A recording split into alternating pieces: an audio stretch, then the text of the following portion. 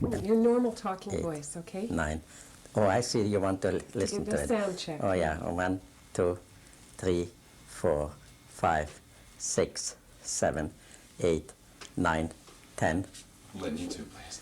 1, 2, 3, 4, 5, 6, 7, 8, 9, 10. This is an interview with Emanuel Leitner.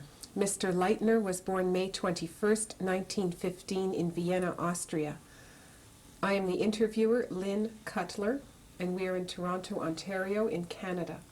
Today's date is March 29th, 1995. The interview will be conducted in English. Today's date is March 29th, 1995. I'm the interviewer, Lynn, L-Y-N-N, Cutler, C-U-T-L-E-R, and I'm interviewing Mr. Emanuel Leitner.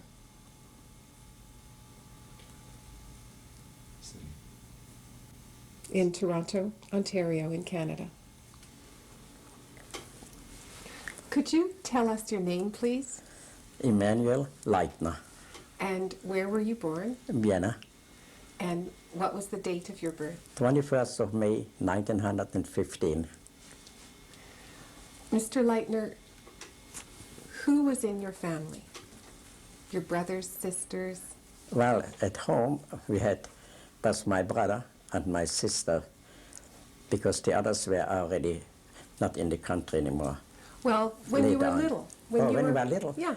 And as far as I remember, we were, my brother, who is now in New York, my sister, which was killed in Auschwitz, my sister, Rina, she was killed in an accident in Jerusalem, and my twin brother. And I don't remember, yeah, Elias was still home too at that time. That's the oldest one. So altogether, how many children were in the 6. family? 6 children in the Right. family. And where did you fit in, you and your twin brother? The older ones, were you We younger? were the youngest. I see. And what kind of family was it? Were you a middle-class family? I would say so. What did your father do? My father had a store, a clothing store. Had your family been living in Austria for a long time? Your Well, they father's came family? from Poland actually in 1912. And that's from then on we were living in Austria until the Anschluss. When your family was living in Poland, did your father have the same kind of business there? I don't remember. I wouldn't know that. You wouldn't know. I wouldn't know. Had your father served in any army in the First World War? Yes, he did. He was on the Italian front in 1914-18. Which army was he? The Austrian.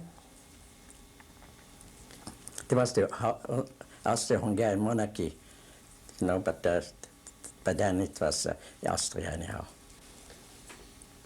Did he receive any awards or decorations for his service? No, not that I know of. Was yours a religious family? Yeah. Tell My me- father was religious, so was my mother. Tell me about that. What was Shabbat like in your family? It was beautiful. We had a nice Shabbat. Friday night, we knew that is our holiday, the day of rest. And we went to the synagogue. Actually, we were in a little steeple only when we were young, because that's where my father was praying, and my mother as well. So it was a nice Jewish home, strictly kosher. And that's where we were brought up. Was it a Jewish neighborhood? Of course it was. That was, they called it the second Bezirk. The second and the 20th was for all Jewish. Not all, but most of the Jews lived in those two Bezirks. We call them Bezirk, but you call here ward. They had 21 wards or 21 Bezirke. Did your parents send you to the public school, or did you go to a... We go to Cheder, but we went to public school. And how long did you spend in public school? How many years? Oh, 8 years. Were you- 8 years. Were you a good student? Not bad. Yeah, passed all the time. Never failed. Good. And what about the Cheder? How long did you go there? Like everybody else, until you went back for mitzvah. That was the end. But I went another 2 years to a trade school, to the textile industry in Austria. I did that for learning my trade. And that was another 2 years. This trade school, was it something that you wanted to do or your parents' idea? No, I wanted to do, because you see, when I got my first job as a knitter, you had to go to the school in order to get when you're finished with that, you get your license to operate your business. So it was, you couldn't get out of it. Once you get in there, you're tied up on that job for 2 years while you go to school and learn. And you had to go twice a week to school and learn it theoretically and practically. And it was knitting, the knitting trade? Knitting, yeah, making sweaters. Did your brothers, sisters, did they have the same education as you? Oh, my sisters, both of them, they went at the same length of time to school, and they went to a trade school to be tailors, make dresses and alterations, and that kept them busy, both of them, and right to the end. And my brother, the oldest one, Elias and Henry, they left, I think when we were about 12, 13 years old, they left the country and Elias went to Belgium. He's still there today. And the other one, Henry, went to Luxembourg. When you started in the trade school and in the knitting trade, what were your goals?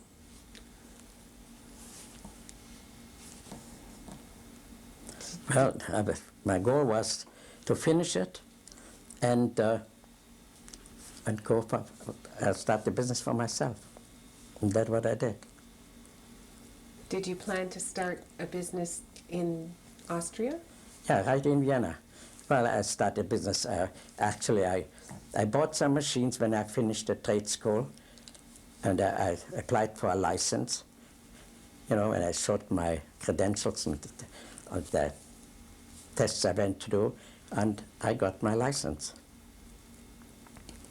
And then I couldn't just start out and produce and sell it direct to the stores, but I did it to people who had the enterprise.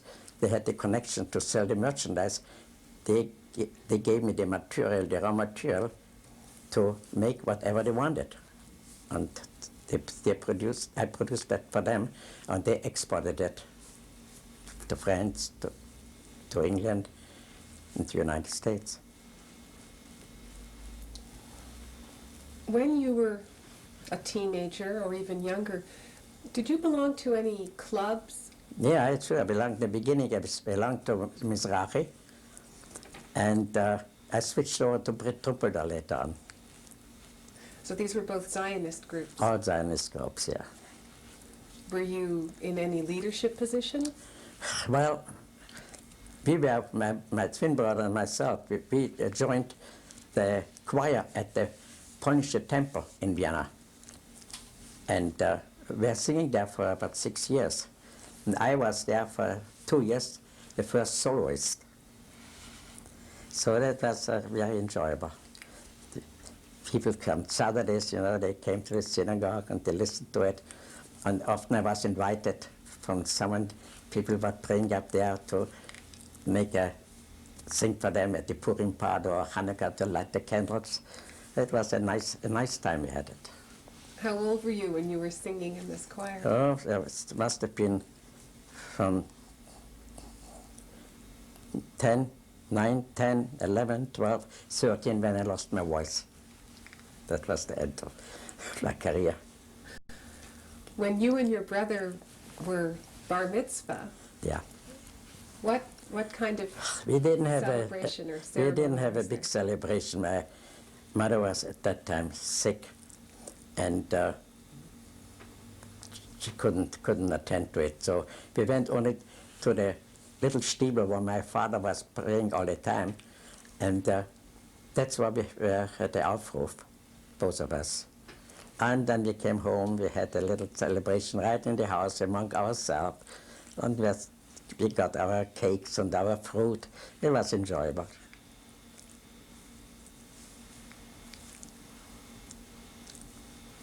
How old were you when you started the business on your own?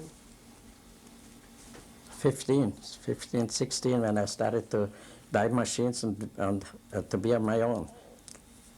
And where did the money come from? I earned it. You had earned it before? Yeah. Well, I bought it on, could buy a machine, you know, on time, give a small down payment, and I worked and I earned it, and I paid off my debts, whatever I had to pay for. Didn't take me long to pay it off either. Because my brother, my twin brother, we both worked together, and he helped me too. So we made it go. And besides the two of you, you and your brother, did you have people working for you? No, not in the beginning. No, we did it all by ourselves. We didn't need anybody to, because we had only two machines. I operated one, he operated the other one. That's all we could do. You know, we didn't make it completely finished. We just made the parts and we delivered it. And they had other people to finish them up, and to cut them and sew them. That's what I did later myself too. And what parts for what? For garments? For Yeah. Well, you made when I speak about parts on a knitting machine, you had to make the backs and the fronts and the sleeves and the collars and the trimmings and the pockets, you know. You had to do all those things to make it a full garment, and then you can deliver it and they can put it together. I see. I see. In Austria, you were very close to Germany, and 1933, 34. Yeah. Were you watching closely what was going on there? Oh, yeah, absolutely. Even if you don't watch, you're always aware of it, because 1933, when Hitler came to power in Germany, a lot of refugees came over from Germany. And I met them at the synagogue where I was singing in the choir, you know, and we listened to their stories. So I was wondering, we felt safe. It can't happen to us. It's only to Germany. When did you start to feel a little uncomfortable? 36, 37, and 38 was the Anschluss. And that was worrisome, because we knew something is coming up, but we would never believe that he's going to come to Austria. So we believed in Italy is going to be on our side, and England wouldn't allow it, and France wouldn't allow it. You know, we are very naive. The world wouldn't allow it, but we know what the world is worth today. Tell me about the Anschluss. Oh, that was the Anschluss. Well, it started in March, well, the Anschluss. Before that, you know, Hitler called our Bundeschancellor, Dr. Kurt von Schuschnigg, to Berchtesgaden. And that was the end of it. When he came back, no, when he was, he called, actually, had a speech still in Germany. He said, oh no, he came back and said, Gott schütze Österreich. And that was the end of it. And then it really started on the streets. They did in 5 days, the SR, they did in 5 days more than Germany did in 5 years, from 33 to 38. It was a bad experience, you know. Before that, even the bombs exploded at the telephone booth. They did what they wanted. Nobody did anything to it. Even the police were powerless. We were around. We could just look over a fence on the other side where my father used to pray there, you know. And there were people coming in then, right after the Anschluss, right shortly after that. And somehow they must have beat them to death there. And I heard them all talking about it, and the police was there, and they didn't do nothing. They were powerless. They were afraid of the SR themselves. And that was fearsome for us to stay there. But what could you do? We were in it, and we have to make the best out of it. They invited us to go to the Brown House for the SIs to have a checkup for our health to get into the army. They gave us a pass and they accepted us in the army, but I know we wouldn't have to serve because they put a big J in it, Jude, you know, and that's it. But we were good for cannon fodder. For that we were good. But thank God they didn't take us. It was a fearsome time to live in 1938. We had to go for, when we wanted to leave naturally, but in order to leave, you had to get a certificate that you don't owe any taxes. So they occupied the Rothschild Palais. You know, heard about Rothschild? That's like the Rockefellers, you know. They were very famous from the First World War. Anyhow, they occupied that palace, and we all had to stay in line there to get checked up if you don't owe any taxes. We had to stay there for 6-7 hours, and they really made fun of us. But finally, I got that paper. You know, that wasn't enough yet. Then you had to go to the police and get a certificate there that you had no criminal record. There you had to stay for hours in a line. We stood there for 20 hours, I would say. And they made fun of us, and the SR came around. I don't know where they got the hose sprayed on us. We all ran away. And when they had their fun, we had to start all over again. But they couldn't make it, so we had to come the next day again. The next day we stood again for 6-7 hours. And then he said, well, that's enough for today. You have to come back tomorrow. So we had to go back in the next day again. Finally, I got the papers. Who were you with? You kept referring to we. Just thousands of them. Anybody from your family? Were you together with No, your because brother? we intended to get away from there finally, you know. So we needed those papers. So we got those papers in the end. So who got the papers? Who in your family got these papers? Well, only, let's see, my brothers were already out, and my sister stood home, and my brother and me, we got the papers. Between you. Yeah. Where did you intend to go? Well, I tried to get a visa to Australia, to New Zealand, to South America, you name it. With the J in their passport, they closed the doors. The whole world closed the doors. They didn't give us a chance. So there was only one way to get out of it, is illegally, cross the border. And what about your parents? Well, they stood home. They still stood home. They couldn't make it, you know. They wanted to see that we get safely out of it. Well, it was a heartbreak for all of us. And eventually, we packed up and we left. We went, took the train to Köln, and from there to Trier, because my brother Henry, he was already in Luxembourg, as I told you. And he arranged that we can cross the border. And somebody is going to pick us up on the other side. So we got to Trier, and there was the Gestapo. All you were allowed is 10 mark. So we both had 10 mark in our pocket. And they got hold of us. And the first thing they asked, give me the money. So we gave them the 10 marks, each of us. Then they put us in a cell. We stood there. Told them we want to go to Trier, to cross the river, Sauer, over to Luxembourg, because we had to be at a certain time there. So, okay, we'll take you in the morning. Gestapo people took us out in the morning. They took us in a boat, and they went across the river, and maybe 10 feet before it touches the ground, they let us get out. It was November.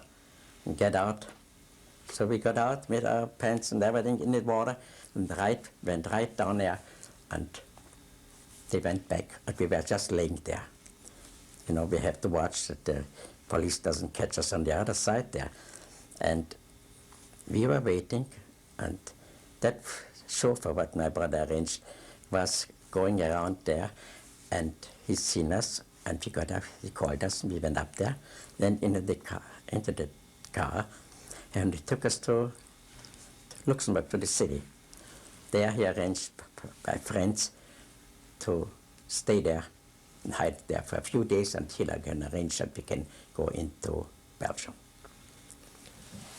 I'd like to go back just a little bit to when you were still in Austria. Were you still in Austria in early November, that Kristallnacht? Oh, sure. We left Austria really on the 20th or the 21st November 38. The Kristallnacht was on March. November 8th. November the 10th, on a Friday, Yeah.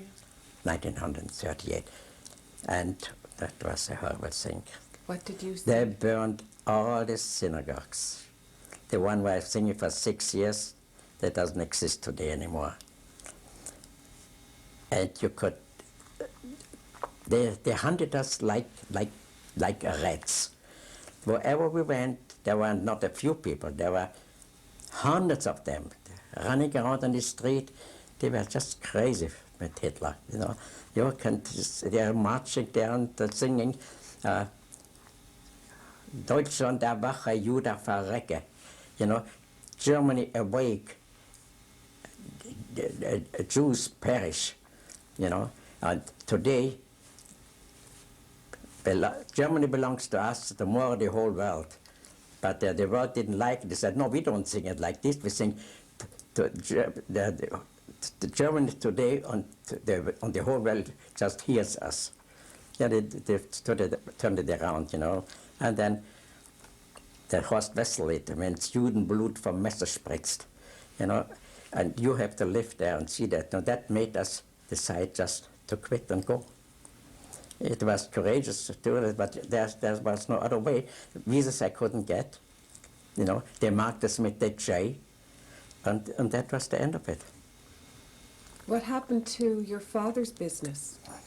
They said they arisiert all the Jewish enterprises. They just came there and they put a man in, a Nazi to take over the business. That poor guy, they were small enterprises only. They had to pay him wages, but they didn't make enough for themselves. And they ran all the business. Actually, they ran him all down. And that finished the business there. I had something else in mind. I just hope it comes back to me. Yeah, you see, my own business. That's what I wanted to say about it. I got the license to operate my business, and they called me up from the office and told me I have to surrender my license. On that, all those things, you know, I just decided that there's nothing else we can do and just pack up and go.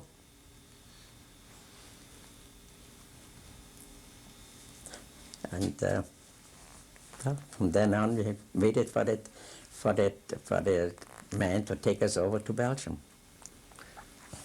So first you met your brother in Luxembourg. Yeah. And how long were you there? A few days until the air was clear that fellow can take us, because they have to make sure that the police doesn't go through that way where we have to go across the river. Only a few days, really.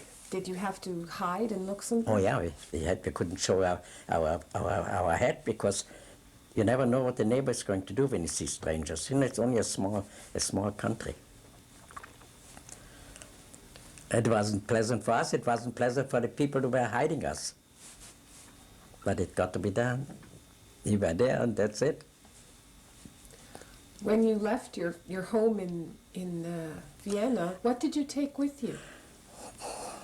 Nothing. I left my machines.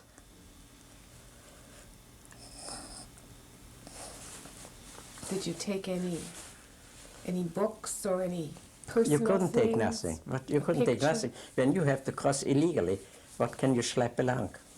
Nothing, just want to save your own life. Who helped you go from Luxembourg to Belgium? We just, he arranged a chauffeur, man, to pick us up from that home, from the house where we were hiding, and he took us right into Antwerp. And there my brother Elias was waiting for us. Did you have to pay a lot of money for that? No, everything was arranged from my brother in Luxembourg, Henry, who is today in New York. He arranged everything. He was in touch all the time with them.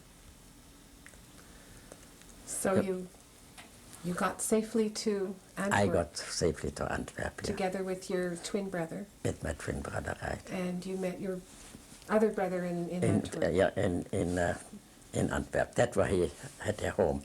I mean, not a home, he had an apartment there, you know. And in the same house where he had his room, he rented one for ourselves. And we moved in there too. And we didn't have any money, so all we could do is go to the what he arranged for us. Took us to the Lange Lehmstraat. There was the Jüdische Gemeinde, and they looked after all refugees there. Oh, there were hundreds of them, and they gave us not only that we could go there and have our meals at dinner time or whenever we wanted to go. We could even, in the beginning, we could give us so many francs that we could pay our rent and buy the necessities what we need. And what did you do day by day? Day by day, what could we do in the beginning? There was nothing. After all, we were in a strange country. I didn't know the language. I looked around what I can do, really. I ended up to buy a machine there, too. And we worked there. Eventually, when I made enough money, I went to the committee and told him, well, I made some money now, I don't need it now. Unfortunately, it didn't last long. I had troubles to get it back again because, it takes time to make connections. And that's the way we made our living then. I got a connection to an American knitting mill in Antwerp, and I fixed the machine there. First, he was a German fellow, took it out from an American lady, and I could easily converse with him. So I showed him samples what I made in Vienna for export. He said, you know something, will make me the samples. And I did. I made him all the samples and fixed some of the machines and showed the girls how to do it. And he told me, Mr. Leitner, he said, I do okay in the business. He did okay, he says. Okay. But since you made me those samples... Excuse me, Mr. Leitner. We're near the end of the first tape. So when we start again, I continue. You'll tell me and continue, okay? Oh, okay.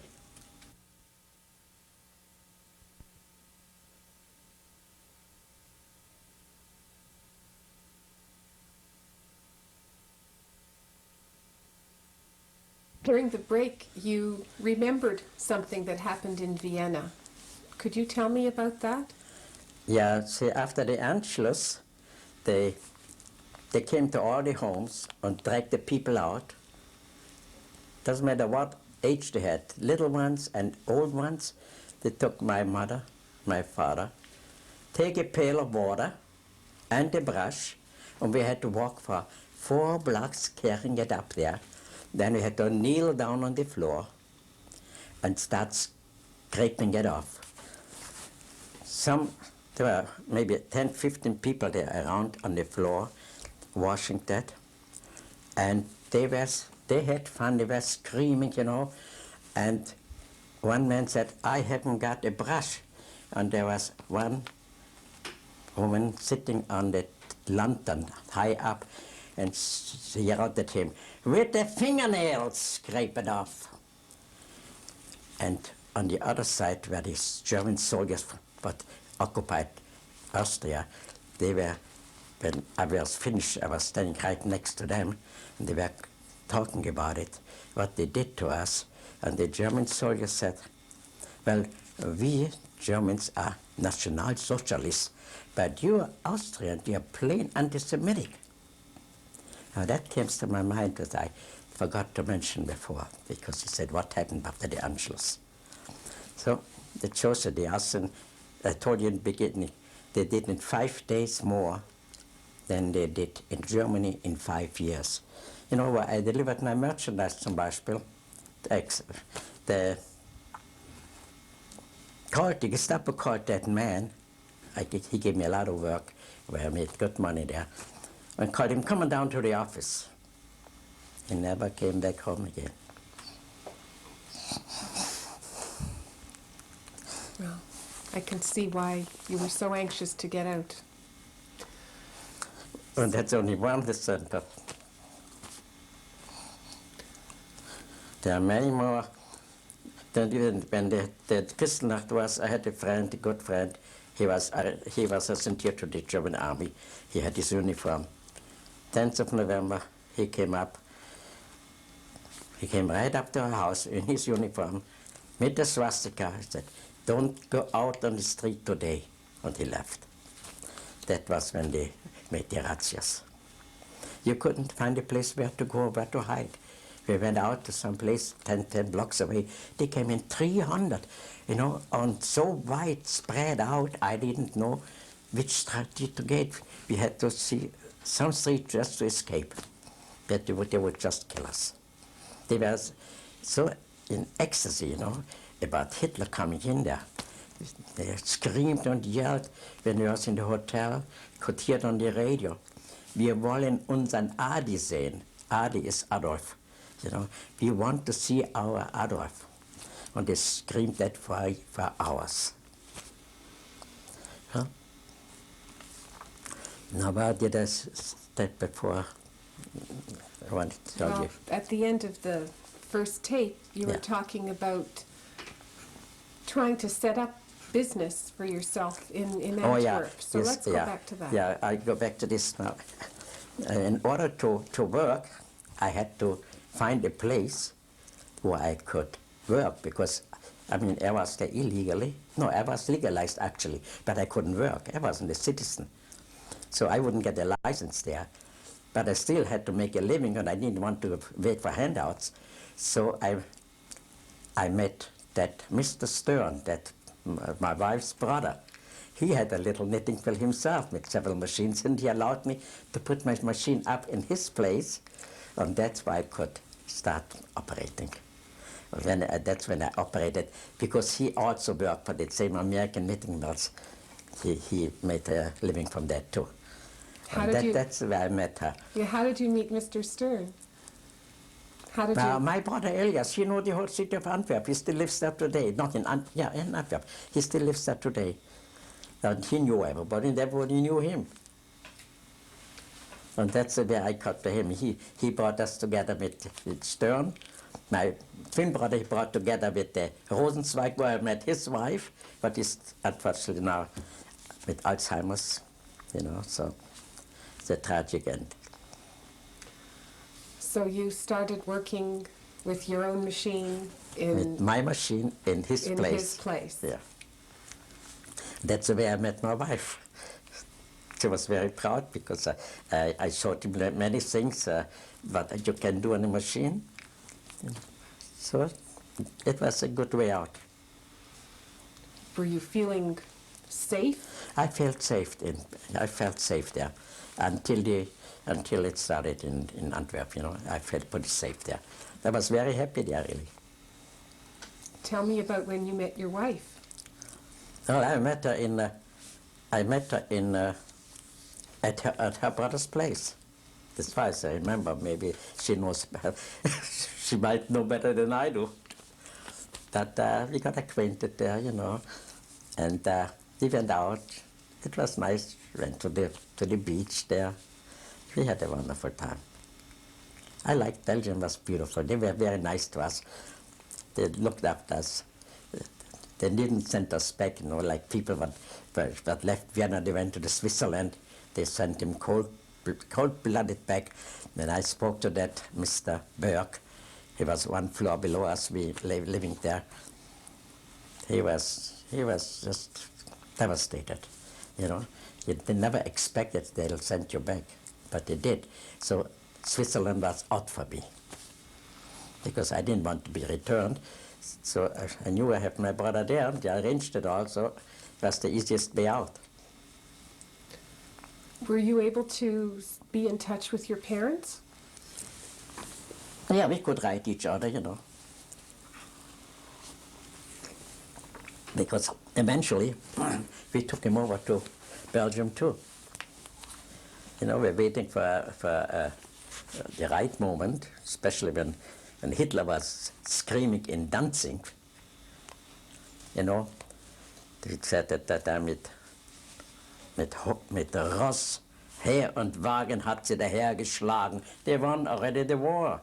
And when there was nobody who would watch at the border, they all were crazy about listening to Hitler.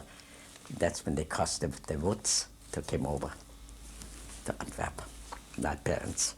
And what about your sister? My sister, she too met her husband and with the children.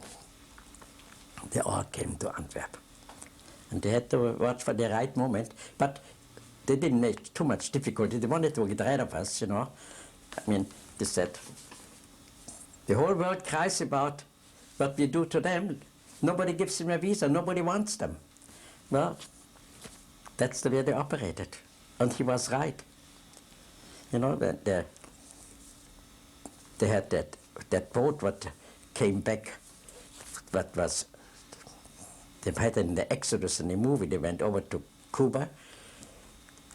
They seen Cuba, they seen United States, they all sent them back. But Belgium.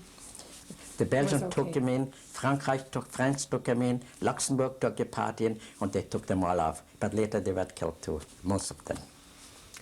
Do you remember when your parents arrived in Belgium? Oh, they must have arrived in 1939. I don't remember the exact date, but it all happened between 1900 and between the Anschluss and the 1st of September when the war started in Poland. That was, I think, 39. What was the mood in Antwerp after September 1st, 1939? Were you afraid? Of course I was afraid because I've seen the Stukas coming over us and started to bomb at first.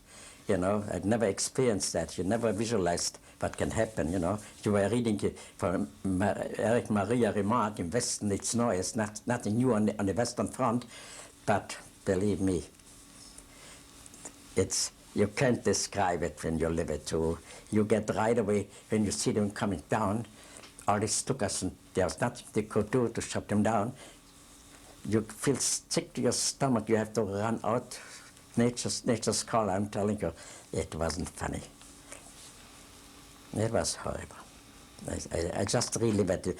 I mean, I can see it from my eyes while I'm talking to you about it. Tell me what happened when Germany invaded Belgium in 1940?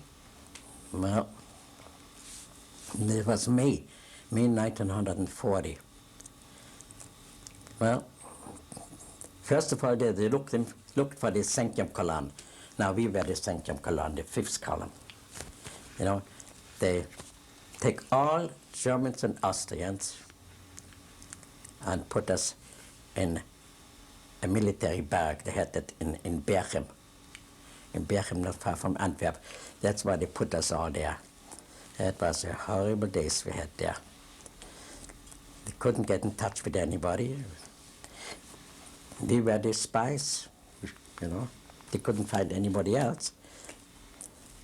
When we were fed by the Jewish community in the Lange there were a lot of people there too, but there were some Germans too. So they were, in a way, they were right, they couldn't trust anybody. They didn't know who is who. So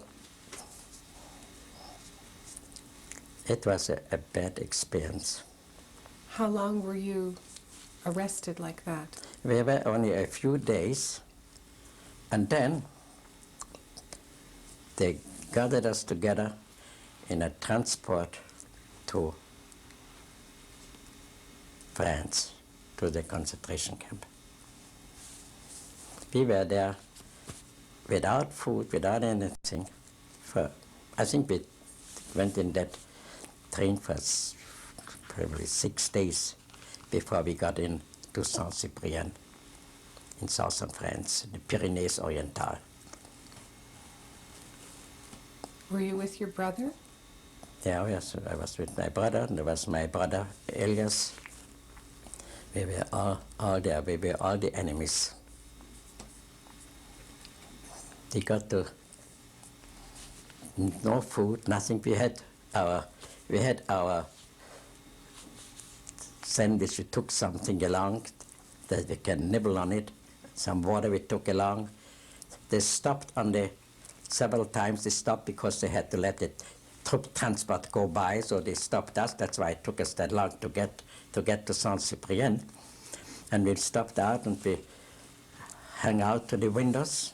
We were lucky we had windows there. We were in the train. And we asked them for the law. We wanted some water.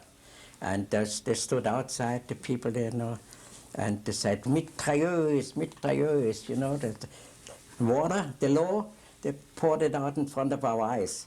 The Frenchmen, they didn't give us nothing because we were the enemies. We were the Sanctum column. And when we finally arrived there in Saint-Cyprien, they threw us in and counted us like pigs. They took even one man in there, I remember. They carried him in because he had no arms. He was the Sanctum column. And that's the way they treated us.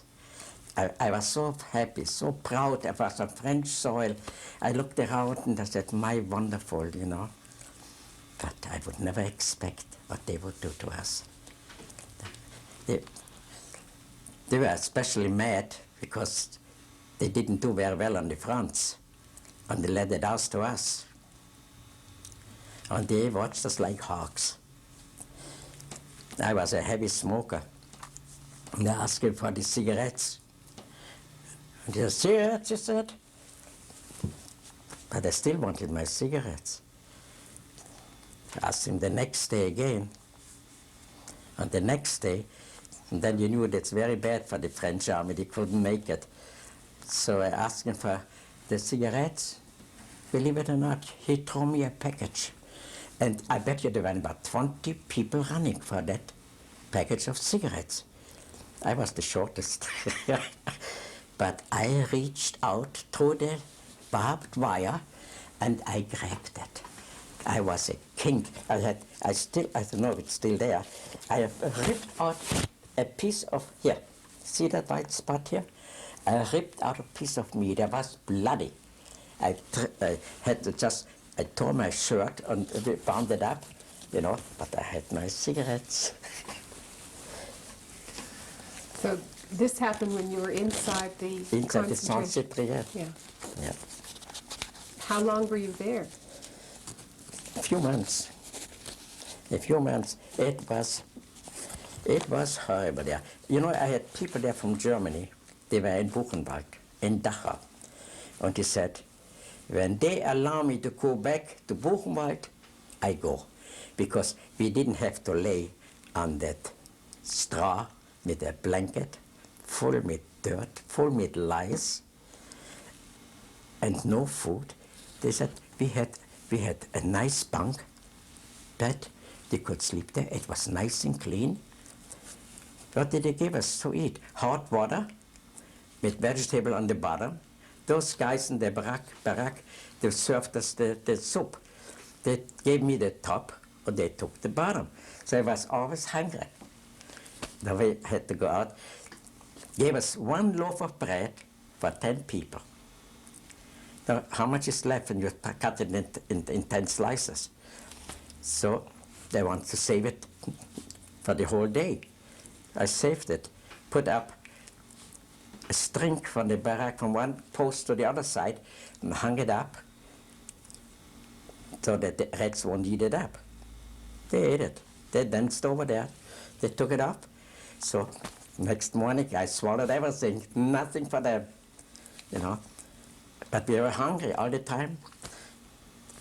People who were in the kitchen, they had something to eat. They threw out the peels, potato peels. I took the potato peels and we heat them up and we ate them. Because it was unbelievable that friends would do something like this. All they gave us is tomatoes and tomatoes and tomatoes, beautiful. But eventually, the tomatoes, when they brought them in, they started to smell. We couldn't warn about it. All you get tomatoes, how long can you eat tomatoes? That was Saint-Cyprien. Who were the commanders there? Commanders? Yeah, who was in charge? Yeah, the French army, you know. The French army were in charge, and they had a chef de barracks, you know, and among our own people, and they looked after that in our own barrack, you know. There was ILO, I don't know how many there were, a few thousand, maybe 5,000 people were in Saint-Cyprien, you know. And later then they came up the ladies from Germany. They picked them up from Germany, and all the ladies, they brought them up to Saint-Cyprien on the other side of our fence. And there was heartbreaking scenes there, because the German boys, they came to the fence and looked over and they asked for names, and there comes the old mother. Were you doing any His mother came to the fence, you know, and he recognized her, his son, you know. They gave us all the food that they had, because they've seen that we were starving. A few days later, we have to throw it back to them. They were starving. Were you doing any kind of labor when you were there?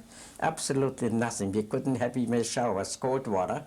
They had hot water, they wouldn't even put it on. They didn't care, especially when they lost the war anyway. They didn't care anymore. They didn't care what you're doing, even when you go away. You know, that's what we did.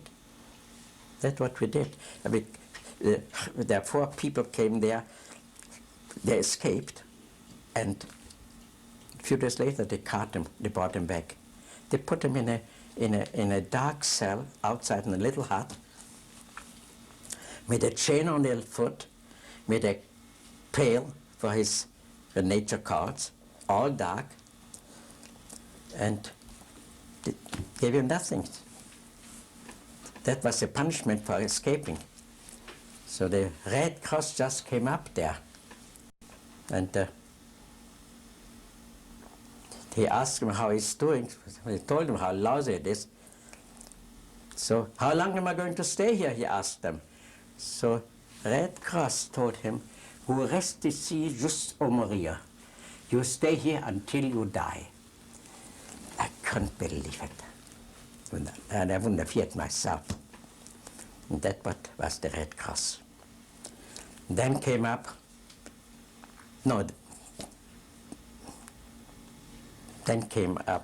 then I tried to escape in spite of that, what they did to them, you know.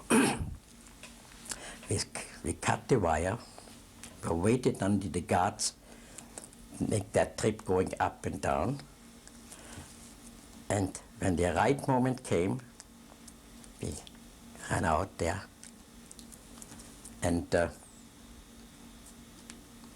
have to watch the guards there. We have to be crawling about, I would say, about 20, 30 feet across on the other side, because we had to avoid the floodlights and avoid the guards.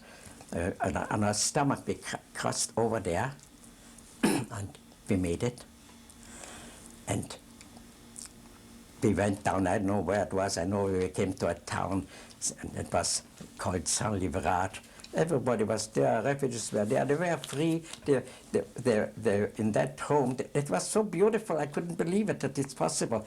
The French, they didn't do nothing, we were sitting there, they are sleeping there, like in a nice bunk bed, or we could go down to the downstairs in the hall there where we could eat. They fed us nicely, not too much, but it wasn't Saint-Cyprien. We had that paradise for 7 days, and at 6 o'clock in the morning after that, we were surrounded by the military carabineros and military police. And back to Saint-Cyprien. Who escaped with you that first time? My brother and me. Your brother and yourself? Yeah, that was it. So we went back to Saint-Cyprien. We stood there, and then the Germans came up, you know, already. They screened us. We wanted to go to the Foreign Legion. They checked us all out, you know. There was a big man, he called everybody. He knew everybody by name somehow. He had a list. And he was looking for some people, especially some Germans, and he called their names. They wouldn't even come up. They wouldn't even come up. He said, I'm going to get that guy. I'm going to find him. He found him. Then he took every one of us. Every one of us was taken out in a room, and they checked us out if we are Jews or not. You know, the circumcised ones, they were on the one side, and the others on the other side. So they found quite a few Germans there, so it justifies them. There were Cinquième Colonne in it. And believe it or not, in those barracks, there were German soldiers laying there with us. And they came up in a beautiful uniform, tropical uniform, white, and they were talking there, and we were all around them. We were talking about them. They said, well, we were in the First World War. They thought you were going to get some sympathy from them. They were linked with the same guys in the barracks. He said, yeah, the First World War, we lost with you, this one we won without you. I figured, serves you right. Don't expect nothing from them. That was my experience in Saint-Cyprien. Anyway, we had that wonderful time in Saint-Livrade, but that was only short-lived. When did you finally leave? Oh, we didn't leave yet. We had to. There was a flood. There was a flood in our camp Saint-Cyprien. They had to evacuate us, and they took us to Condigueuse in the Pyrenees, you know, a few hundred miles from a kilometer. They took us down there. They put us in a cattle car. What an experience we had there. 8 horses or 40 men, we were maybe 80. No windows, all locked up, just a few pails. What's going on there, you can imagine, like they did it when they sent them to Auschwitz. Food we didn't get. That's the way they took us to Condigueuse. Many, many hours without food, without water. Whatever we had in our possession, that was it. And when we finally got to Guers, you know, when they got out there, we're lucky we got out alive. You know what happened? They threw us in like they did throw us in Condigures. The first thing, they took my bottle of water and smashed it. That was France. And they really believed in them. Liberté, égalité, fraternité. What a shame. That's a bad camp too. But at least we were safe from the flood, because the water was really high there. That was contiguous. Changed one bad place to another bad place. That's when they started to take people out already, to transports to Poland. Eichmann did this job. Matter of fact, he was in Vienna when I went for that, in the Rothschild Palais, to get my exemption that I don't owe any taxes. Eichmann was in that Rothschild Palace.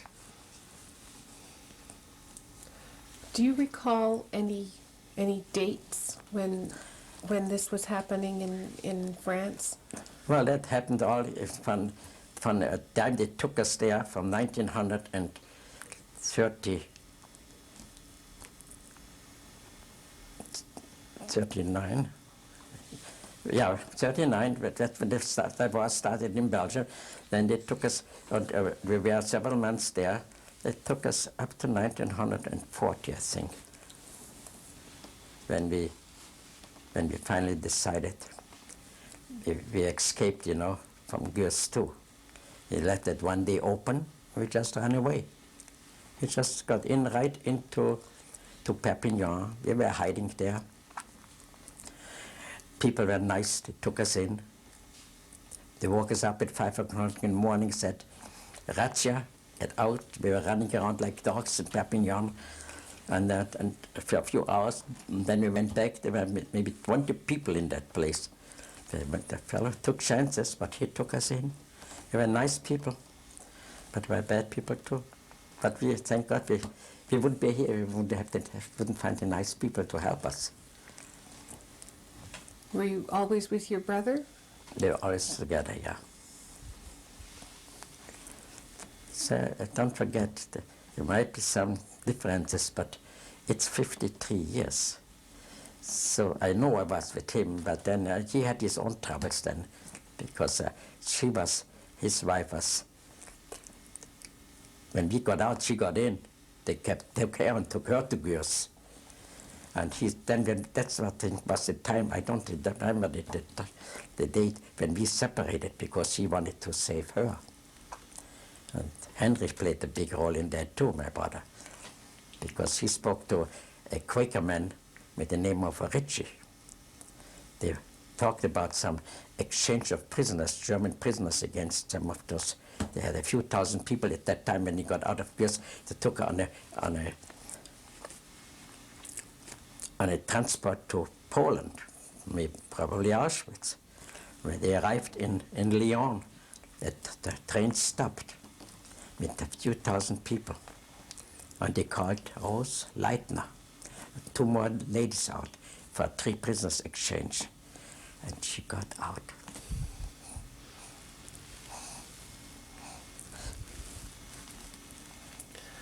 It was a miracle. Yeah. And thanks to my brother.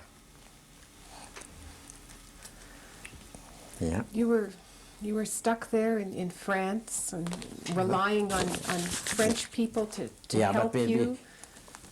We didn't stay long because we couldn't, because we were still enemies in France, you know. You don't speak their language.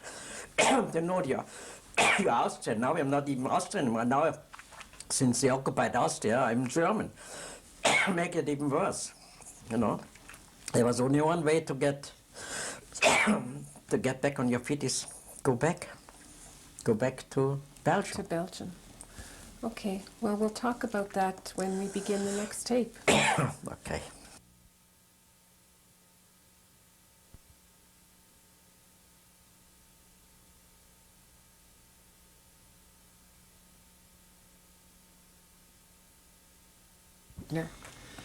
Mr. Leitner, you were telling me that you knew you had to get out of France and try to get back to Belgium. Yeah. How were you able to do that? Well, first of all, we escaped from Goethe. Frida, she'd arranged that. She came up to the Palois. She came up to see me and talk to me, you know.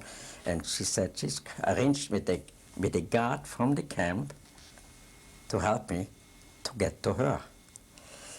Only I have to get out. They advised her, just walk out. But chicken, I was afraid, you know. I figured I'd go out when the proper moment comes, you know. At a certain date, she said we had to come out, and we just walked out.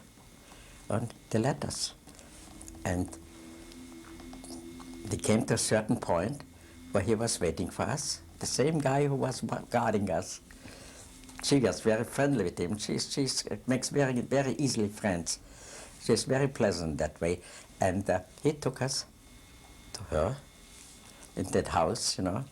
And when we came to that house and they looked out, looked from the top floor, they looked down, who's coming here? They just couldn't believe it. The first thing is they gave us some food and they put it up the heat, you know, and that we are dry, I don't know. They were very nice to us. She got the right man and we got to the right place. And that's the way matter of fact, she's going to tell you what happened to her when she came up to visit me. But we were out of course. That was the main thing. From then on, we have to start to see how we get back to Belgium. Now that's a story by itself. Now tell me. Well, I don't remember everything, because she might compliment that from me. She might know more about it than you, but I know we had to cross the zone interdit, the channel, you know. That was the demarcationsline between the occupied and unoccupied France. Now we had to make sure that we crossed that zone interdit. So we walked, we hitchhiked, we slept over one night in a place.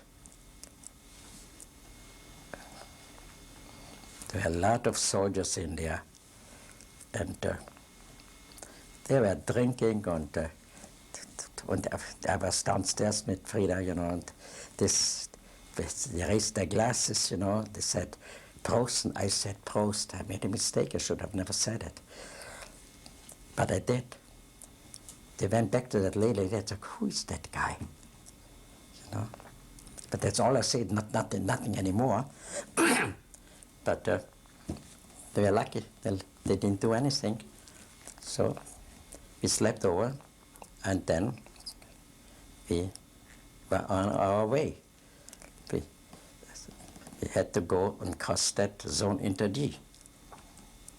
That's what Frida told them.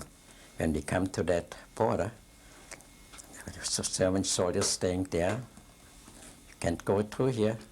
She said, well, she had the bright idea, said you have to go to a funeral.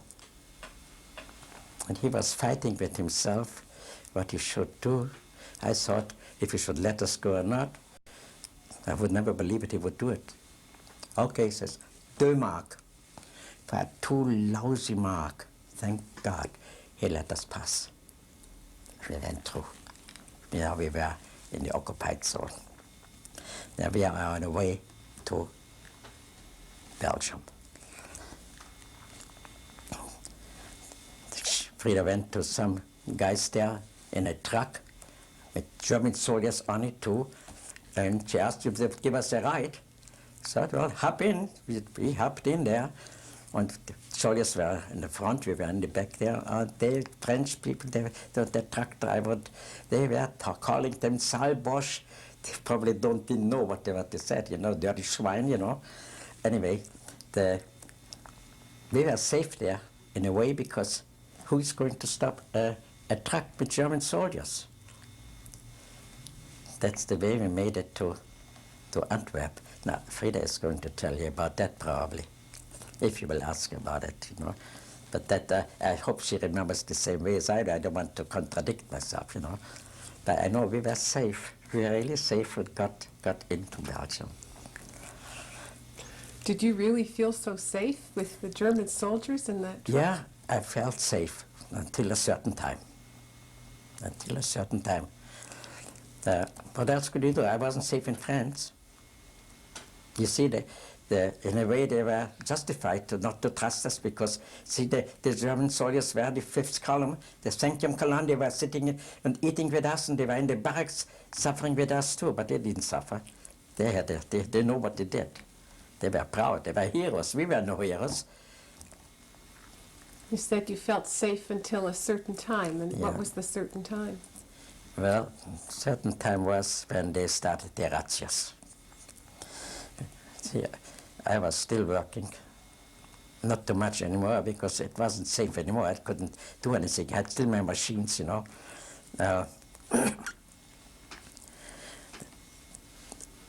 I used to go over from there. We used to live there. We moved over from Antwerp actually to Brussels.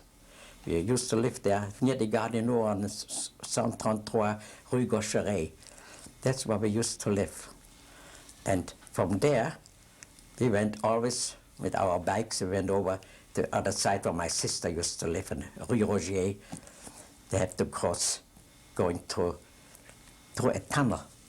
A tunnel was a shortcut. We used that shortcut quite often. We walked with the bike over, and then we rode down to my sister. But one day, I don't know why, I took that bike, and instead of going through the tunnel, I went the long way over the bridge. Our luck. That's why we're here today. Because that day, the tunnel was occupied on both sides by the Gestapo and the SA. And they took everyone who passed through with the Jewish star. They took it. Children, small children, they went through. So the parents came. Where are my children? Okay, we'll show you. They never seen the children, and they were taken to. That's my experience. That is why at a certain time when we figured, we can't stay here either. This was in Brussels. That was in Brussels. They made razzias. You never know. We take the train from Antwerp to Brussels. I went back and forth, you know. Her brother was still there, you know. You never know when you come up to the train. You know, she didn't have to put the star on because she belonged to the Axe, you know. That was Hungary, Romania, Italy, Germany. That was the Axe. They didn't have to put the star on, but I put, and she hung on to me and covered my star. That's the way we could walk around. You were still able to carry on your business No, at all? no more. We did a little bit, you see. Then they came, one day they came to Rue Gaucheret. There was a Gestapo man. I opened the door, and he's right behind me. Who are you, he asked me. I looked at him, what do you mean, who am I? He said, I live here. Come on up. Took me up to the top floor, the Rue Gaucheret. There, Mr. Hoffman? Yeah? They arrested somebody who had a name in his book, Hoffman. So they were looking for him, wanted to see who he is. Well, it wasn't serious, really. But we were lucky. He left. But we were all excited about it because you don't know, you know, they come with trucks. They surround the house, they take you out, and that was it, goodbye. So, a few days later, a fellow from the Jewish committee, the Belgian wouldn't do what the German asked them to do, but they took the Jews to do the dirty job.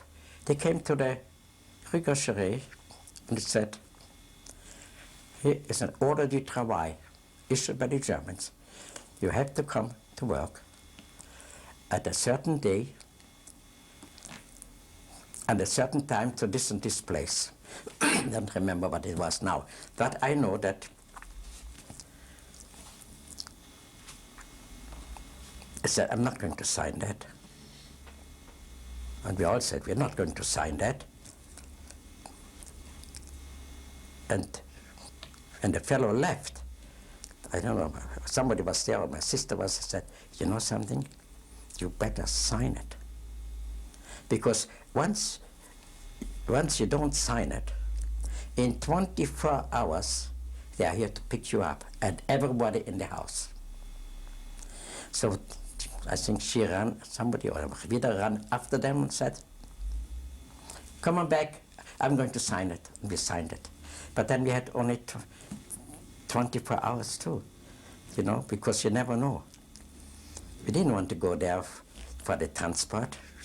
I wanted to go. I thought, I was arguing with my wife. I said, who is afraid of going to work? I don't mind. I was naive. But she said, no, no. When they catch us, it's a different thing. But voluntarily, we don't go.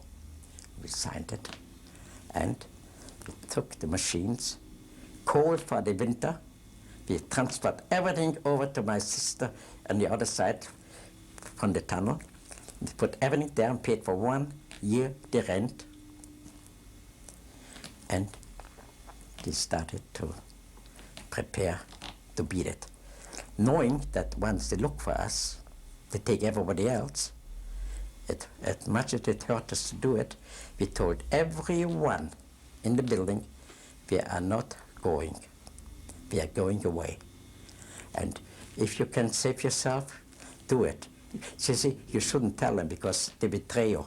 Because they were so afraid, they didn't know that we are all in the same boat. They didn't realize that they'll take him anyhow. But we gave him a chance and warned them, if you can beat it, beat it. Family with little kids. Downstairs, with 2 children, I think. And another man with his wife, and Mr. Hoffman with his wife and with his daughter. We told them, and then we had to go. So we went to a friend to stay overnight. I took my star off, and she put a cross on, and we started out going back to France. Did you have any idea where you might go? Yeah, I have an idea. The only way you can go is past the demarkationsline in unoccupied France, into Spain, and if possible to Portugal. That was our goal. So tell me about the beginning of that journey from Belgium into occupied Well, France. it was, as far as I remember, it was August the 10th, 1940.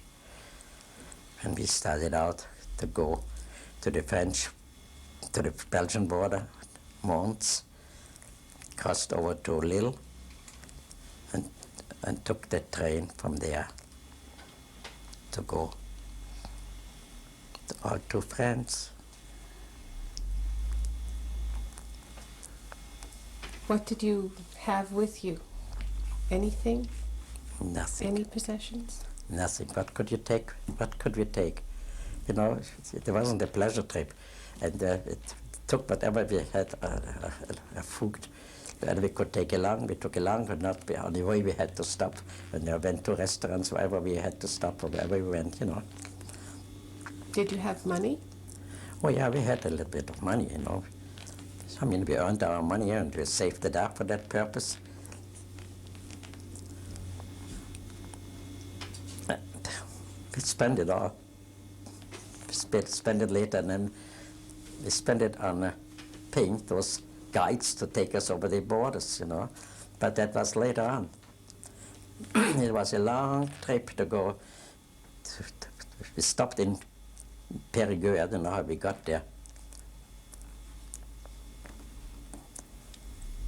That's where police took me, and I was illegally crossing the border. So I gave my brother and me 2 mois à prison, 2 months in prison for crossing the border illegally. Furthermore, I was on the blacklist because we escaped. They had their name there, escaped. I gave him the name.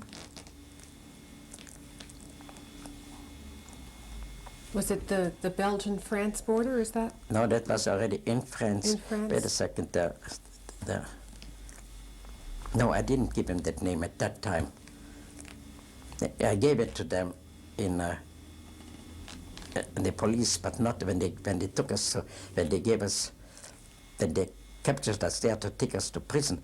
I told him that my name is not E. Leitner, because I had a ring here with EL, so I couldn't change my name, but I told him I'm Emil Lesser. And how old are you? 42. I was 25, you know, because I didn't want to be turned back to no, that was later. That was later. That was on the Spanish border already.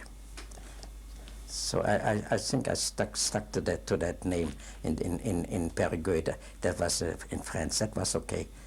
Yeah, we had to sit our 2 months there. There was a colonel in the prison, and he was sometimes he was a mayor in Le Havre, I think. My brother, he was hiding there. Then when he got free, he helped him out. You know, he was a big shot, and he saved him there somehow. And his wife, Rose, what is now with Alzheimer, she served them there. Were French people in the kitchen. She was helping out. So they were in touch together because he was in the Marquise and he could always hear from him and her, you know. But that from Périgueux, after the 2 months, we had to see that we go further. We had to go to the Spanish border.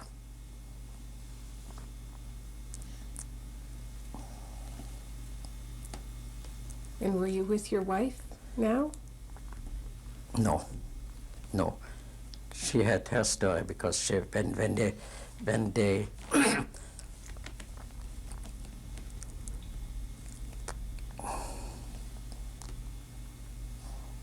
let me think about it now. Yes, she was there, sure. When I came out, we went together. Yeah, maybe she remembers those things. I don't recall it exactly right now. I get a blackout, a mental blackout because there's so many happenings there that, you know, you put them all together and you don't know what's what. But that's 53 years still. But you crossed from Belgium into occupied France, yeah. and then from occupied France. We went back to from Belgium. We went back to France, and then we have to continue to see that we reach Spain. Mm-hmm.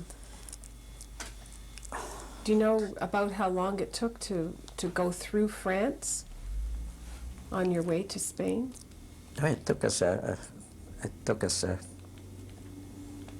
few weeks. A few weeks. We had to hide out all the time until we reached the border. It wasn't an easy trip. It was full of dangers. Never know. The people helped us a little bit in Périgueux. And we got out of the prison. They helped us, and then they showed us the way how we can continue to walk down there. They keep on walking.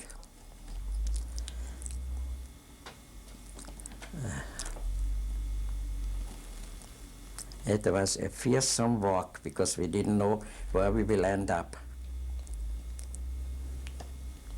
I have to check my notes again. Do you want to take a look at that note?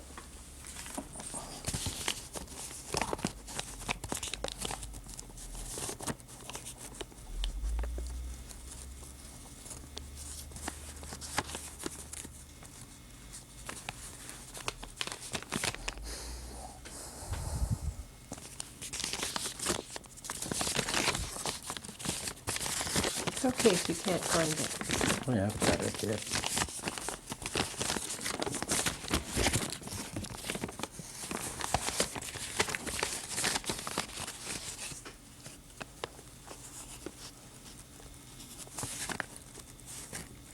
Is there something in particular you Yeah, we wanted to had, say? I think, according to this, we reached the border in France, Axe-le-Terme.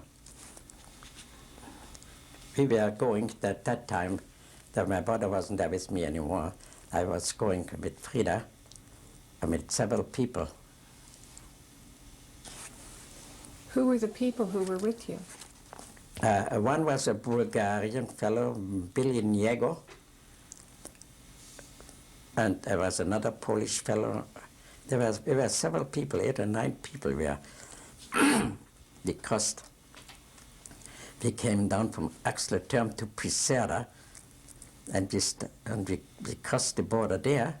It was so easy, and that Billy Niego, that Bulgarian fellow, he could speak Spanish. So I figured he's okay, if necessary, if we need to ask something. But he made one mistake.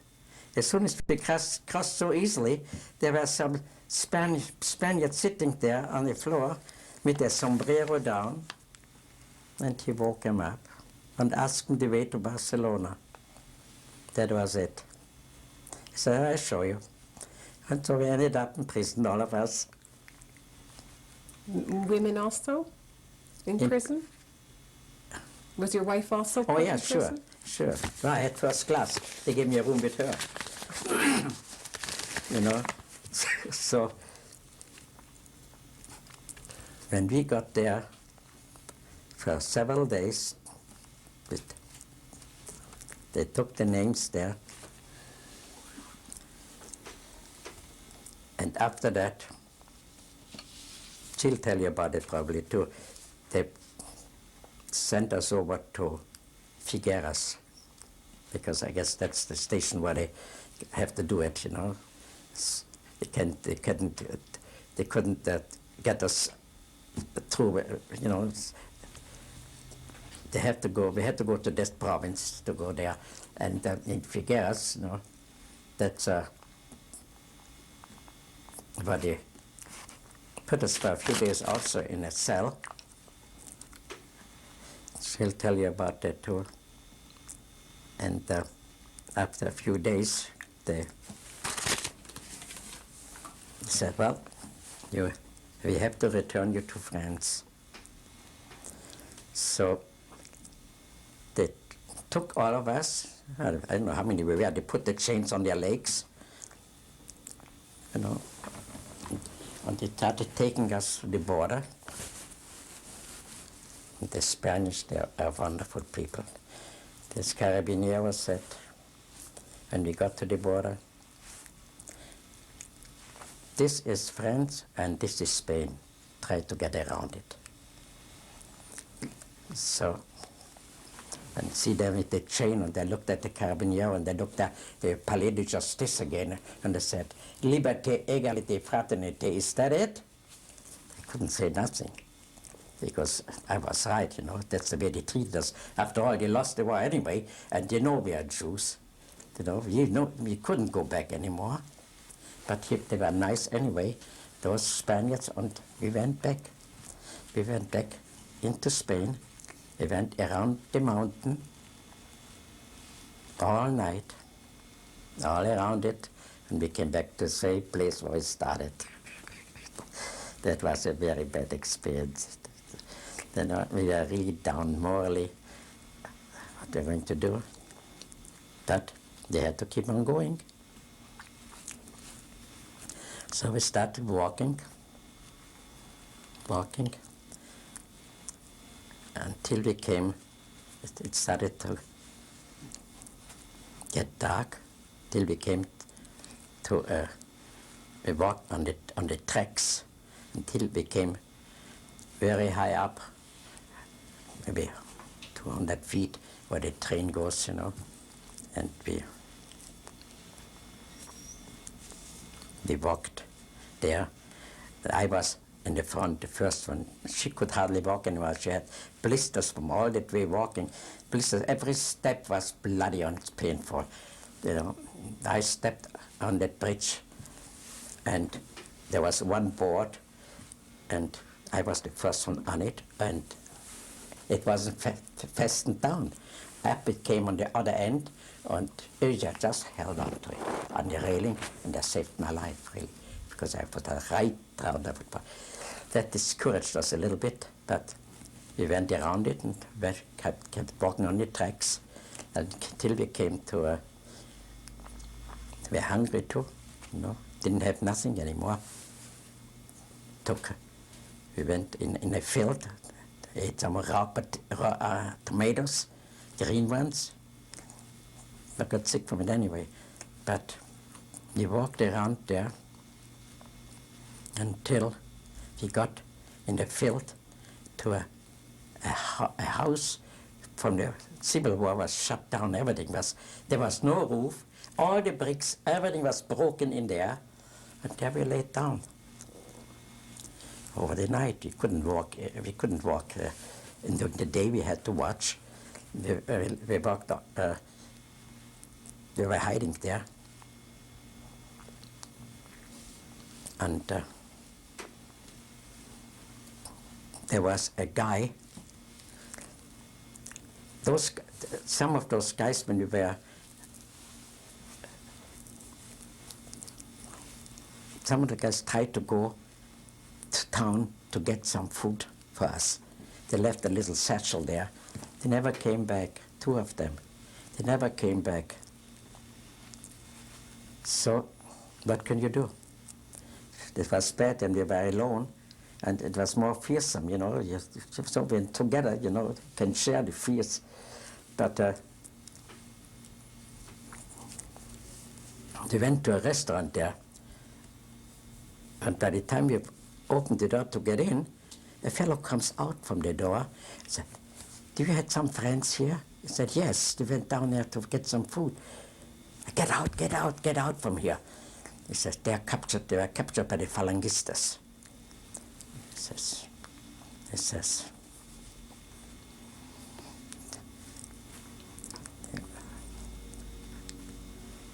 He said to me, "You know what? You want to go to Barcelona? In a few hours, there's a train coming, 10 o'clock at night, I think it was. You go, you be there, and you get into the train."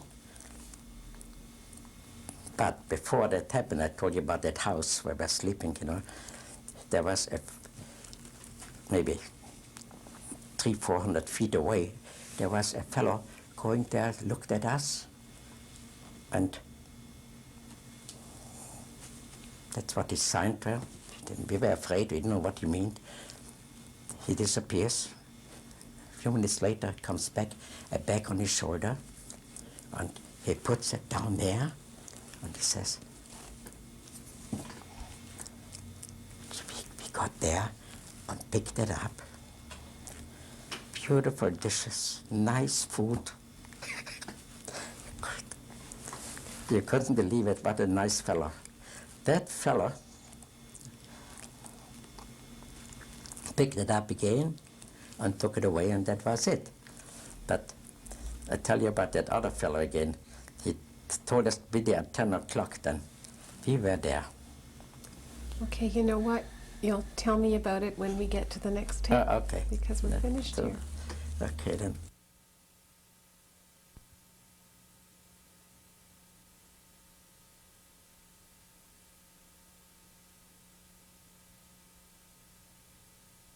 An interview with Emanuel Leitner. Mr. Leitner, at the end of the last tape, you were talking about the fellow who told you to get the train to Barcelona. Right. Right. So, told us to be there at 10 o'clock. We were there, but he says, stay in the dark, not in the light. So, the train arrived. We were in the dark, And I jump up to the caboose, get up, open the door, and gee whiz, there are 2 people in it already. I come down, I can't go in here, we have no place.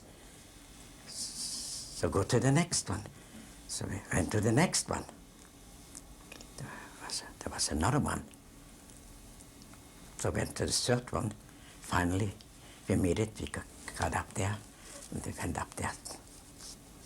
Who was with you? Frida, Just the 2 of you? just the 2 of us, yeah.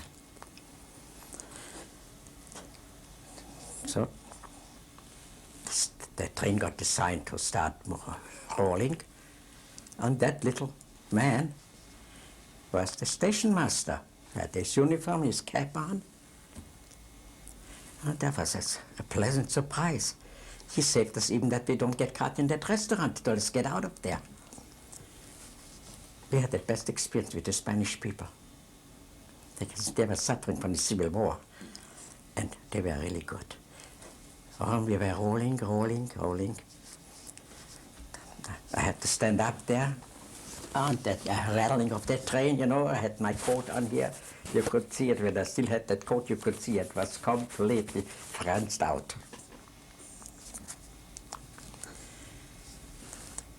How were you able to communicate? You didn't speak Spanish. We spoke a little bit French. You know, we picked up a little bit here, a little bit there. You know, if you use it, you know it. If you don't use it, it's a liveless thing. If you don't use it, you have to forget it.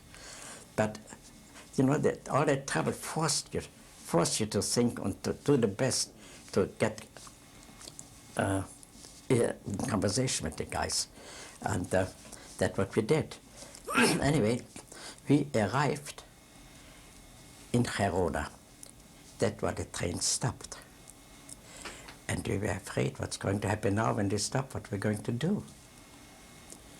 You know, we have to go more than half the way to Barcelona.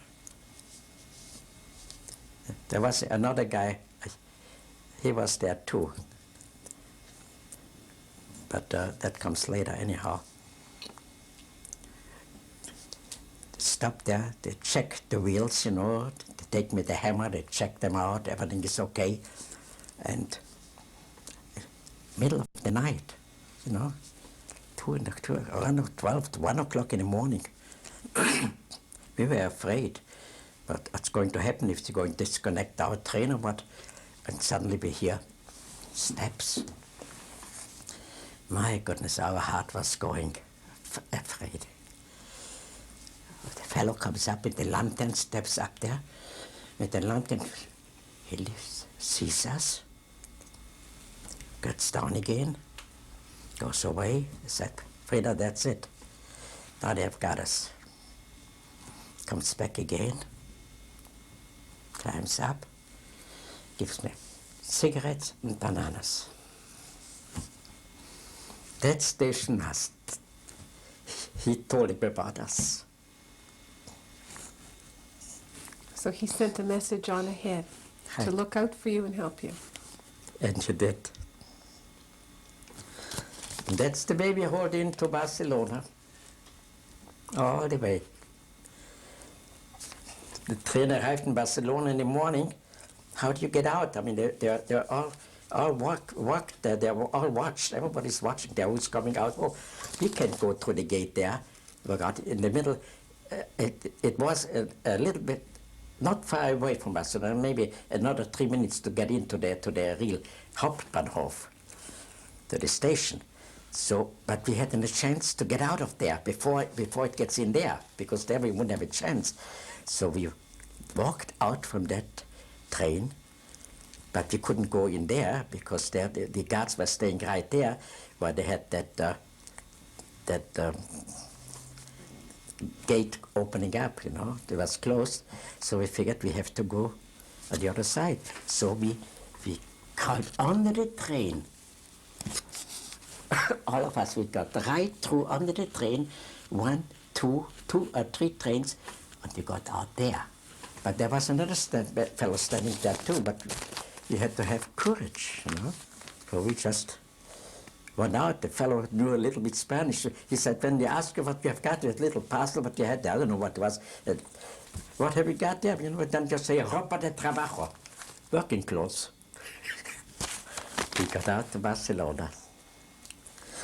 We just breathed in the fresh air.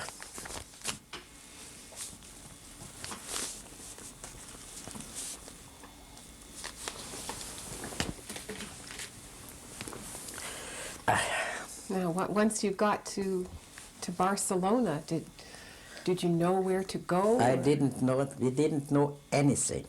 We just walked out there, we see those big carabineros, and you could wring us out of fear. It was all wet. Where can we go? We knew there's a Dr. Sequeira in Barcelona from the Joint Distribution Committee. We got to find him. And we found him, the Hotel Bristol. And we went into the hotel. You know, the top floor was Dr. Sequeira. And we waited. They had assistants there. One fellow was Mr. Rosenstiel. Another fellow was Mr. Klein. He was married to a German woman, Gentile. But they spoke perfect Spanish, both of them, you know. So we told him what we have done, that we came here and we want to go to Portugal. But before that, before we went to Dr. Sequeira, we went to the American consul. And he looked at us, he said, my, he said, for all that walking. And she had sore feet. So he took us in, and he said, he opened up the big box and gave us some cookies, something to drink. I think he gave us some money too, a few dollars. And he said, you go to Calle Vidrio number 10, gave us the name, Donna Maria, and you can sleep there. And then you go to Dr. Sequeira. Yes, I mentioned Dr. Sequeira first, but that's the way how we got it from the American consul. We went also to the British consul, you know. That guy didn't even open up the door. He had a little cooker there, like we have on the door here. And Jude oder nicht Jude? But my goodness, where are we? See, when you are Polacco, Polish, and when you are English, and you are a soldier, they have the English line. That was the line they came to Barcelona. He gave it to them, but they wouldn't give it to us. You know, they helped them to go back to England. But he wouldn't open the door for us at all. I was very disappointed, but thank God for the American consul. He was nice. He gave us the address to Dr. Sequeira, and that's what we did. And they told him what happened, you know. Well, we had our place to sleep now on Calle Vidrio. And Dr. Sequeira said then to us,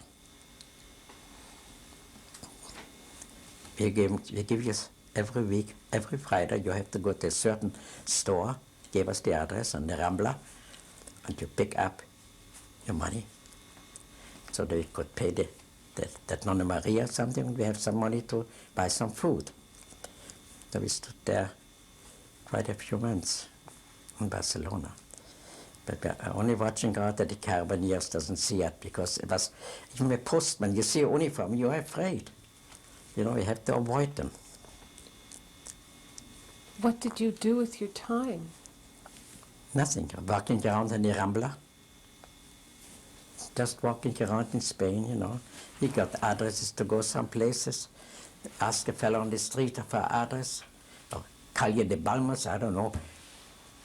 You see, right away we are strangers, you know. He took us right there, maybe 15-minute walk, and showed us that's the house. They were so good to us because they suffered themselves. Donna Maria, I think her sons were interned in France because they were in the Civil War, you know. They had to escape. So they were there, and there's the same Spaniards. they fixed up the camps, all the camps for us to house us. Yes, that's the way that the wheel is turning. Anyway, we got into Dr. Sekera. We want to go to Lisbon. We want to go to the United States. He said, yeah, the American consuls, when you're caught on the street, tell them you have an affidavit for the United States. So we told this to Dr. Sekera then. He said, did you come legally? He said, they can't do nothing for you, it didn't come illegally. So Frida, she told him, tell me, would you wait for a visa in Germany when you don't get it from anybody? What would you do in our place? He didn't say nothing, couldn't say nothing. So that's the way they looked after us until we were ready to go again. How long can you stay in Barcelona? We stayed quite a while there. That's beautiful, but you can't stay there. We had to go to Portugal. That means you have to take the train. And that means you have to have a laissez-passer because they stop the train. They don't stop the train. The carabiniers and the detectives and the police, they are on the train, and they stop you to check that salvoconductor, what they call it, the laissez-passer. So there was a problem. We had some acquaintance there, make friends there, talk about it. He said, well, they got to be Spanish, My wife had to take a Spanish husband, I had to take a Spanish wife to speak for us. I couldn't speak Spanish, I had to keep my mouth shut completely. So we boarded the train. Well, tell me about a Spanish wife and a Spanish husband. Yeah, well, I'll tell you about it now. We had to pay him something, we gladly did. We boarded the train. And it's quite a stretch to go from Barcelona to Vigo. You look at it on the map, right up in the north. Where they had the travels now with the fishing, Vigo. We went up there. We had to go up there, right away. Many, many hours. One control comes up. We told them. They didn't say nothing. We told him, that's my wife, that's my husband. She was in another coupe. I was in one coupe, she was in another coupe. Got through the first. A few hours later, the second one. We got through that too. The third one, we weren't so lucky. The third one, the police comes in, salvoconductor, they showed it. We were right there. And I couldn't speak. He asked me something. I couldn't talk. I was dumb, deaf and dumb. So you got to know your name. So I don't know, I brought it out from my stomach like some of them do, just a sound I made. He says, it's funny, he says, in the next coupe, there's a woman. She has a salvoconductor to Pontevedra, and she goes to Vigo. And here you are, you have a salvoconductor to Pontevedra, and you go to Vigo. There's something wrong. I figured I'm going to play my role right to the end. It should stick with me and let her go. I stuck it out. And we arrived in Vigo. And it says, before I go to the police station, he's going to take us to the restaurant to have something to eat. Okay. We go to the restaurant,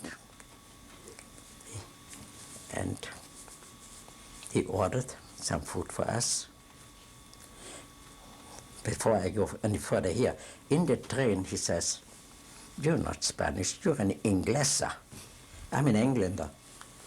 I said, no, I'm Espanol. Espanol. I said, no.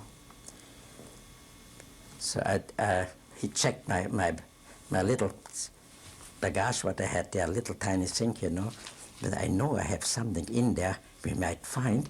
So I stretched over there and took my sandwich out from there and had a little tiny, I show it you later, a little tiny dictionary, English, German. And I pushed it down when I took out the sandwich. I thought he won't find it, but he found it.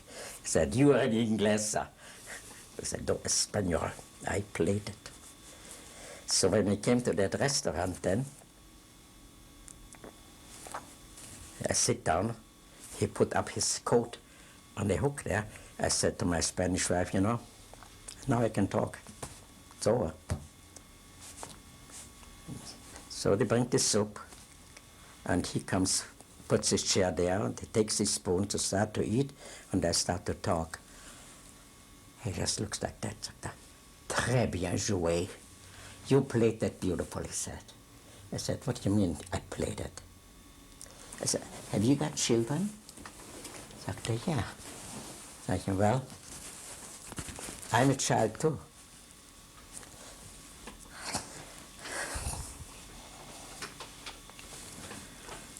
And where was Frida?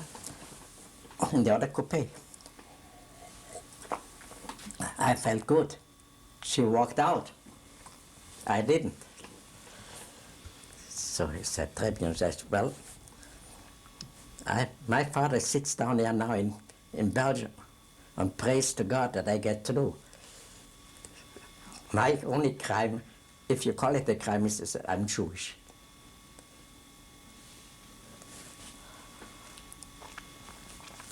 And that's the only reason I'm here, to get through, to survive. He almost cried.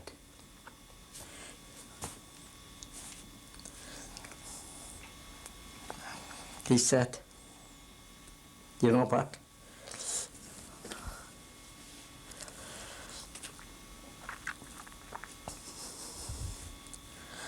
I take you to the police station and you tell me anything you want.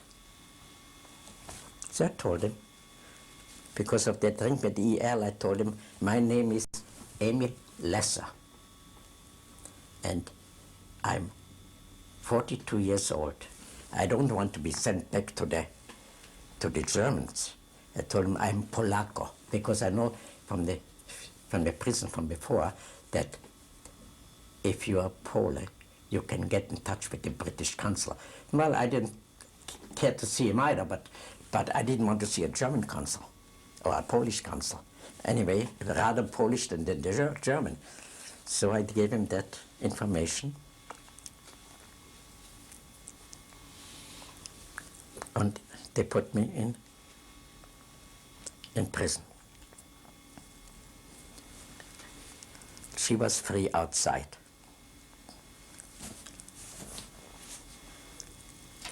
Now she wanted to find me, you know. So she asked, the policeman was going there all the time on the street, you know, and he stopped her. Oh, you want to marry? Where's your husband? You know. You better see to get out of here, you know. So how to get out?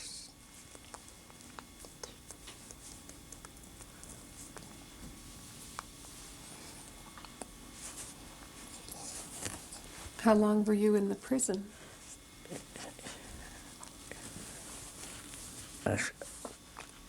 Not too long, a few weeks. I didn't have to stay too long there, because no, I'm sorry, that I mixed it up. That was in Lisbon already. That I was in, we got out of there. She got me out of there. And in Vigo, and we met a Dr. Kramer there, and he helped us a little bit. Very nice, a Jewish fellow, German fellow. He was very nice to us. He really helped us along there. I think she will remember more because she was outside and I was inside. I didn't know what was going on. But we had a wonderful time in a few days. We were in Vigo. We had to see to get from there to Portugal, to find a guide to take us over there. I think that when it happened in Portugal,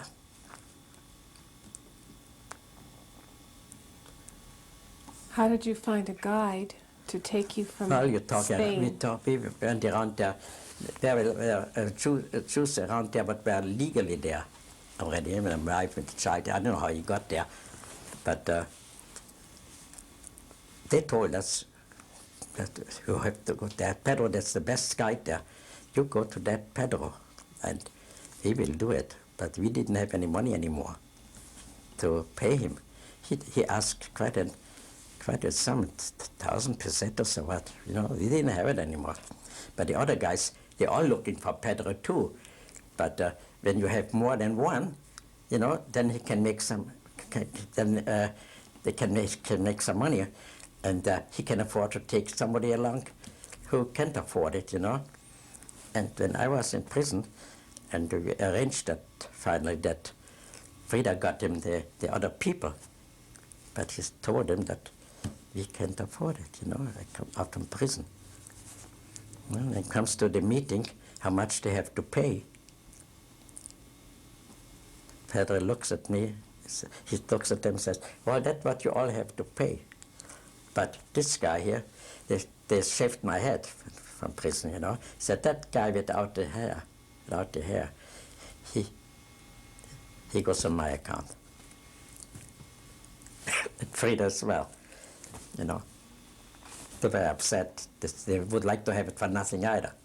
They weren't very nice. But what can you expect? They were all in troubles, you know. You can't expect them to be nice, you know. But that's the way he took us over the border to Portugal. Was this all on foot? They're all on foot, yeah. And from there, we had to take the train to Lisbon. We had to go through a Porto, where they make that good wine, and we had to go to Lisbon. There we had to start all over again. We arrived in Portugal, in Lisbon, in the middle of the night. I had from my brother Henry the address, Rua Monte Olivetti 16, with the Jewish Committee. So we asked a policeman at 2 o'clock in the morning, we arrived, where's Rua Monte Olivetti? Looked at us, but he took us there, he showed us. But he said, there's nobody there now in the middle of the night. So you go into the place, he said, told us a place where we can go and sleep. He took us into that place to sleep over, so that morning we can go. We slept over there. In the morning, they made us a breakfast on silver. How are you going to pay for that? We are so scared, you know. We could hardly swallow it, because it was beautiful. We needed it, you know. We ate it too. How you get out of it? Well, we told him that we have to go to the committee, the Rua Monte Olivetti, that Comunidad Israelitica. I leave my baggage there. It was packed up in a newspaper. I leave it there. We got there. Dr. Barrel was the man there. And we told him, Mr. Silva was his assistant. We told him approximately where we stood overnight, and we told him to pick that parcel up and pay them because we haven't got any money. He said, okay, we'll look after that. And they did. They paid for it. Then we were in Lisbon.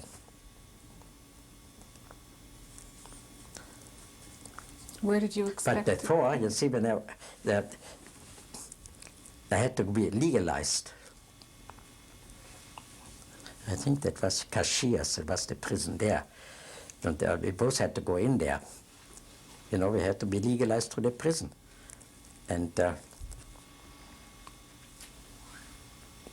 Frida was sick, they took her to the hospital.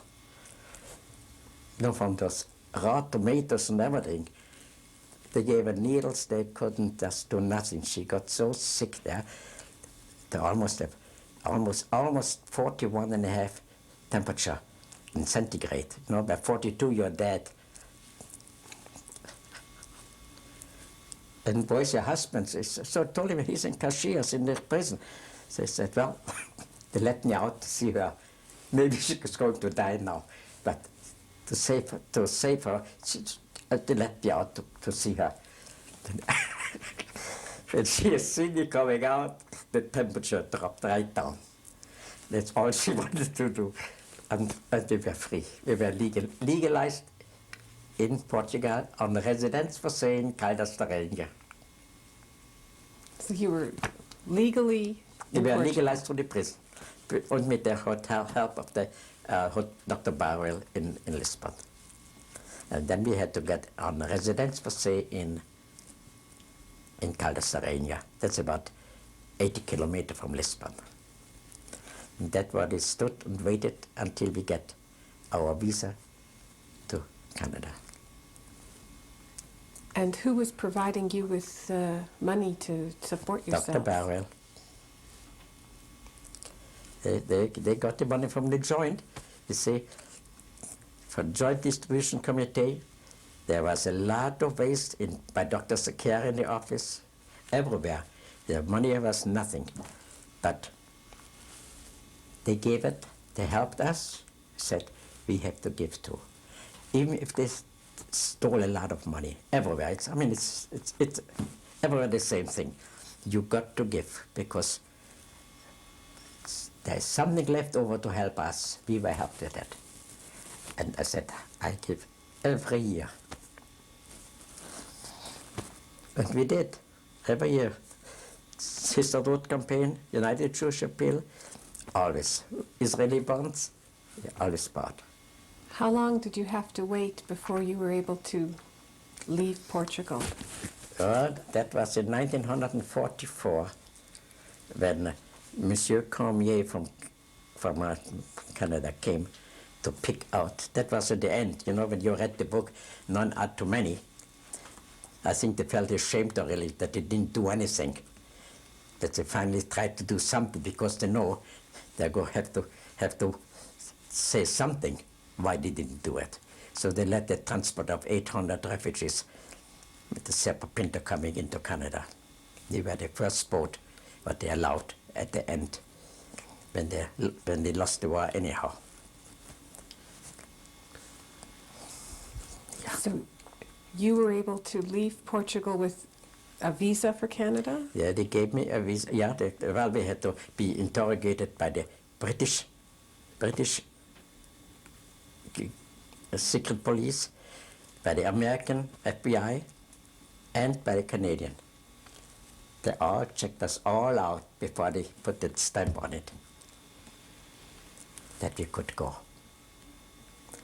800, there are some people there, but they asked them questions. They asked him about, how come that you went back to Germany when you were already in Spain?